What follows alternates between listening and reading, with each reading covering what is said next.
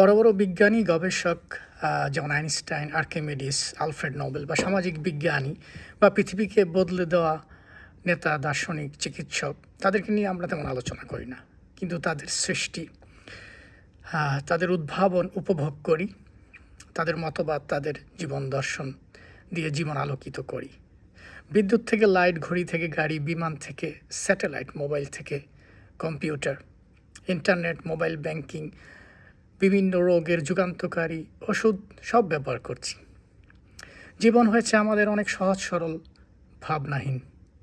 এত সব নিয়ামত যারা তৈরি করলো, তাদের কোনো ভূমিকা নেই সভ্যতা, সমাজ ও জীবনে।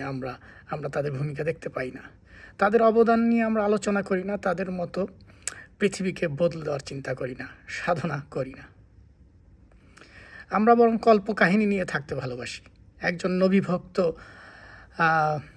ওয়াইস করণী, যিনি নবীর দাঁত শহীদ হয়েছে শুনে নিজের সবগুলো দাঁত ইট দিয়ে ফেলে দিয়েছিলেন, সেই ওয়াইস করণীর কাল্পনিক কাহিনী, মারাত্মক নবী প্রেমের কাহিনী শুনে আমরা সেই ওয়াজ শুনতে শুনতে আমরা চোখের জলে বুক ভাসাই।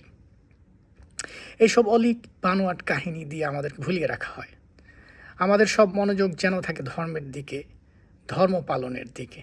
আমাদেরকে শেখানো হয় নবীর প্রেমে দাঁত টেনে তুলে ফেলবো, কিন্তু অন্য মানুষের প্রেমে একটি চুলও নাড়াবো না।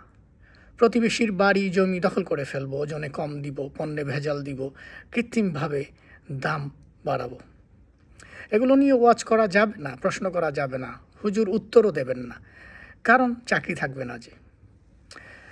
আমাদের ধ্যান জ্ঞান হচ্ছে নবীর পূজা, নবীর দাঁতের পূজা, নবীর লম্বাদারির পূজা, নবীর গুণাবলীর আখলাকের পূজা আমরা করি না। মনে আছে আপনাদের নিশ্চয়ই, করোনার সময় সারা পৃথিবী অচল হয়ে গেল। সেই অচল পৃথিবী সচল করলো করোনার টিকা। নইলে তো মসজিদে এসে হুজুরের পেছনে নামাজ পড়াও বন্ধ হয়ে গিয়েছিল। তখন কিন্তু ফরজ নামাজ জামাতে না পড়লেও কোনো গুনাহ হয়নি। সরকার উদ্যোগী হয়ে তখন মসজিদ, মাদ্রাসা, স্কুল বন্ধ করে দেয়। তখন মসজিদে নামাজে দাঁড়ালে এক কাতারে যখন মুসল্লিরা দাঁড়ায়, গা ঘেঁষে না দাঁড়ালেও দুই মুসল্লির মধ্যে যদি এনাফ স্পেস ফাঁকা থাকে, তাতেও কাতার তৈরিতে কোনো সমস্যা হয় না, নামাজ ঠিকই হয়, নিয়ম পাল্টে গেল। তারপর দুটো পরস্পর বিরোধী হাদিস আছে। একটি বলছে ছোঁয়াচে রোগ বলে কিছু নেই, আরেকটি বলছে ওমর রাদিয়াল্লাহু তাআলা আনহুর সময়ে সংক্রামক ব্যাধির কারণে এক এলাকায় সাহাবীদের নিয়ে তিনি প্রবেশ করেননি। কারণ তখন এক সাহাবী স্মরণ করতে পেরেছেন একটি হাদিস, যে নবী বলে গেছেন সংক্রামক ব্যাধি দ্বারা কোনো এলাকা যদি সংক্রমিত হয়, সেই এলাকা ছেড়ে কেউ যাবে না এবং নতুন কেউ সেই এলাকায় প্রবেশ করবে না। অবাক বিস্ময়ে করোনার সময় লক্ষ্য করলাম সবাই সেই লেভেলের ধার্মিক হয়ে গেল। এই হাদিস নিয়ে তখন কি একটা মাতামাতি! আমাদের ধর্মে সবই আগে থেকে বলা আছে। কোনো কোনো হুজুর তো স্বপ্নে দেখা করোনার টিকা বাজারে ভক্তকুলের মধ্যে বিক্রি করতে শুরু করলেন। বললেন সব রোগের ওষুধ কোরআনেই আছে। কিন্তু শেষমেশ যেসব ইহুদি নাসারাদের নাম পর্যন্ত শুনতে পারেন না, তাদের হাত দিয়ে করোনার টিকা এলো। কারণ তারা গবেষক জাতি, আমরা হলাম ওয়াজ শোনা জাতি। আমরা আছি তর্ক নিয়ে।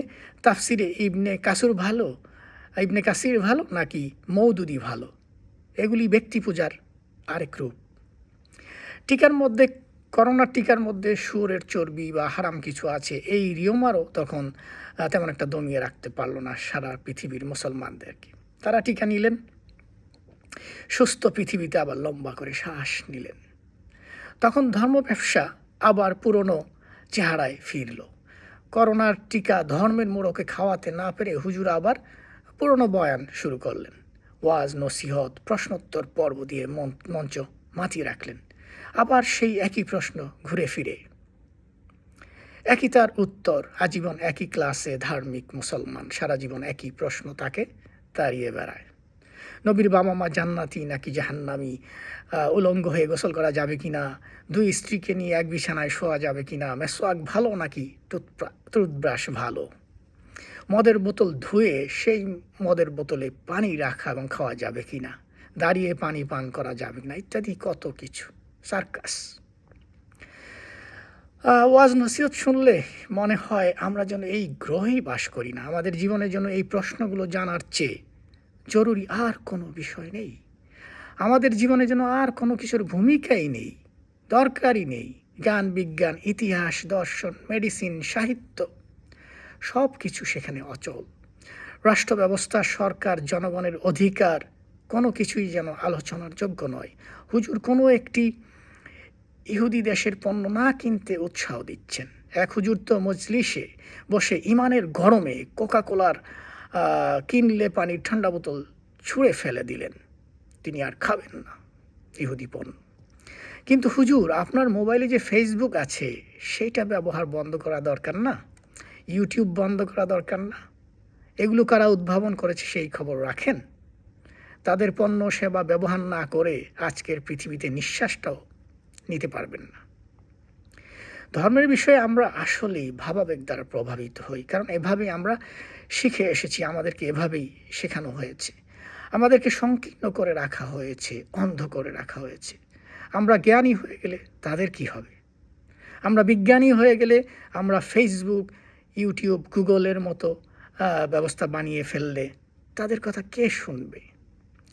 তাই ইহুদির সকল পণ্য ভোগ করব ঠিকই, তাদেরকে অপছন্দ করব ঠিকই, কিন্তু তাও জ্ঞানী বিজ্ঞানে উন্নত হয়ে স্বয়ংসম্পূর্ণ হওয়া যাবে না। নবীর কথা শুনিয়ে মিথ্যা বানোয়াট কাহিনী বুঝিয়ে আমাদেরকে অন্ধ করে রাখাতেই তাদের লাভ, মুনাফা। ধর্মের ব্যাপারে কোনো প্রশ্ন করা যাবে না, প্রশ্ন চলবে না। হুজুর যা কহেন তাই শেষ কথা। আমরা হুজুর সাহেবের মোসাহেব হয়েছি, চাটুকার হয়েছি। হুজুর আমাদেরকে বশ করে ভাবেন আমরা সবাই গর্ধব, অপদার্থ। নজরুলের সেই কবিতার মতো। সাহেব কহেন চমৎকার সে চমৎকার, মোসাহেব বলে চমৎকার সে হতেই হবে যে হুজুরের মতে অমৎকার।